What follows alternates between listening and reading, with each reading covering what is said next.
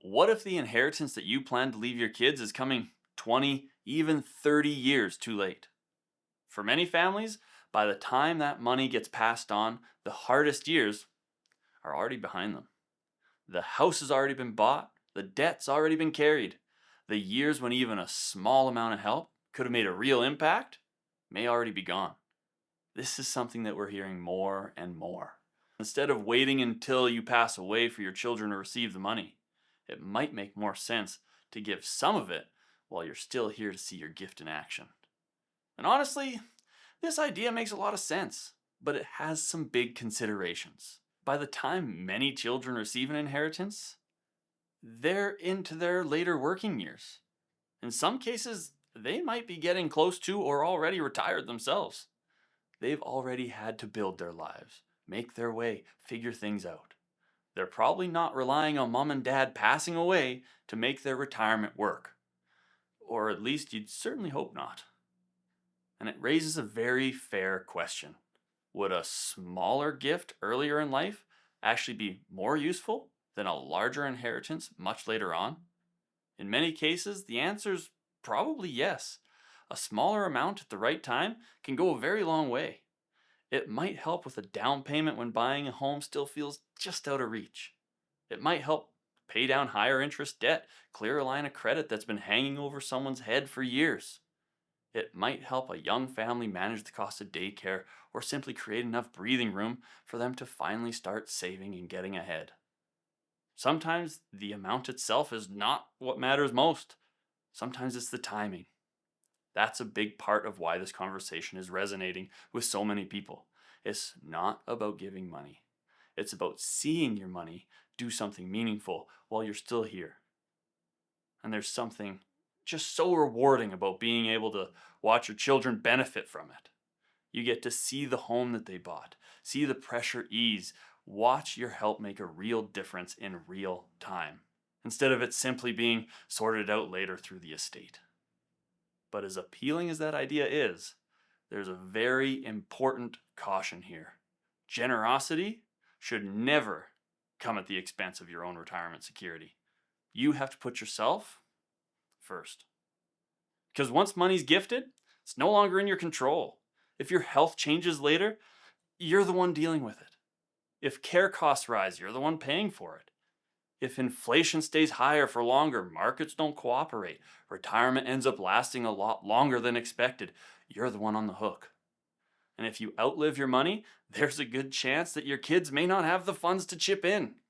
That's not the kind of legacy that most people are hoping to leave behind. So the question's not just, can I afford to give this away today? The better question is, can I still afford to have given this away if we look 10, 15 years in the future if, or when, life gets more expensive than you expected?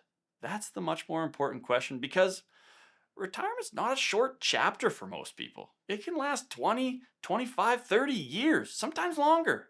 A decision that feels easy in a good year can look very different as those years fly by. Unfortunately, we've witnessed this firsthand before.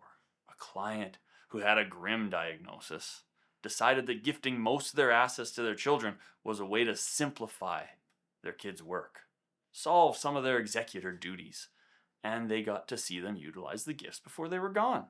Story makes sense so far. Not much can go wrong, right? Fortunately, or unfortunately, depending on your angle of the story here, they had what can only be described as a miraculous recovery and realized that they didn't have enough investments for the rest of their, now a lot longer than expected, life. And the kids, they used the money as it was intended. Some vacations, car purchases, mortgage repayments, you name it. It isn't that they did their dad wrong. It wasn't that they acted poorly. It's that the money was just no longer available, and our client's retirement was severely affected. And that's why for most, the best answer is not all or nothing. It's not give everything away now. And it's not necessarily wait until you pass away and let your estate deal with everything.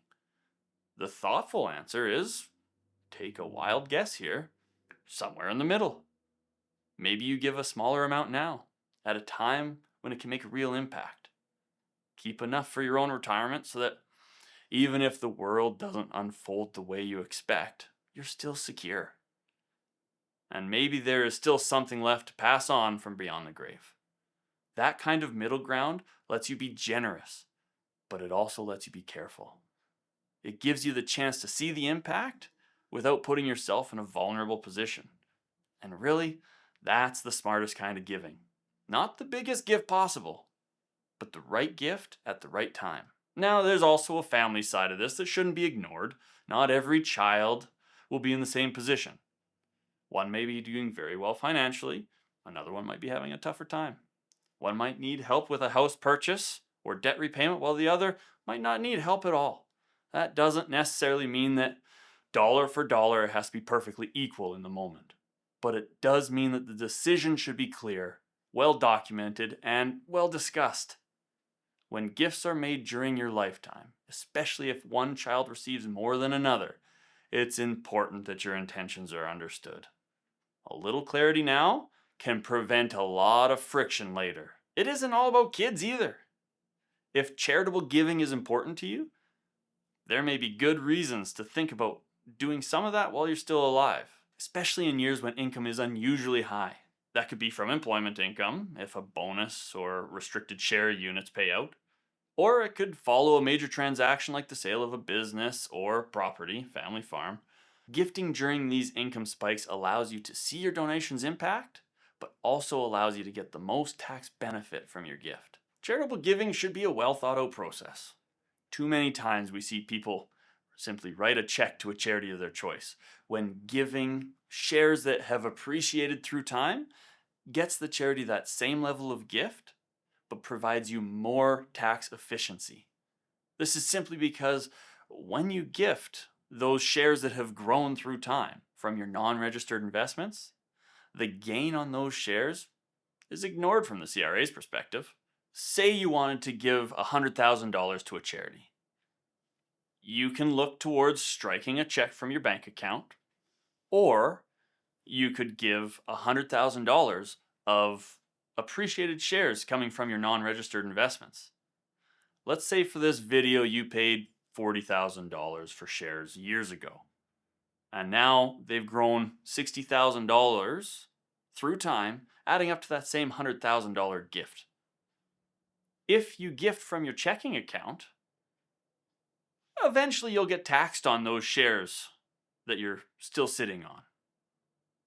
That tax bill would be the capital gain of $60,000, how much those shares have appreciated through time, multiplied by the capital gains inclusion rate, that's currently 50%, then multiply that by your marginal tax rate. And that's the approximation of what your tax bill will be.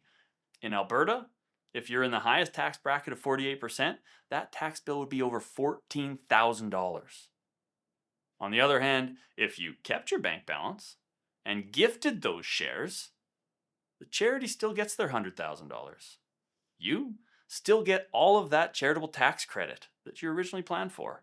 And you don't pay the tax bill on the capital gains of those shares.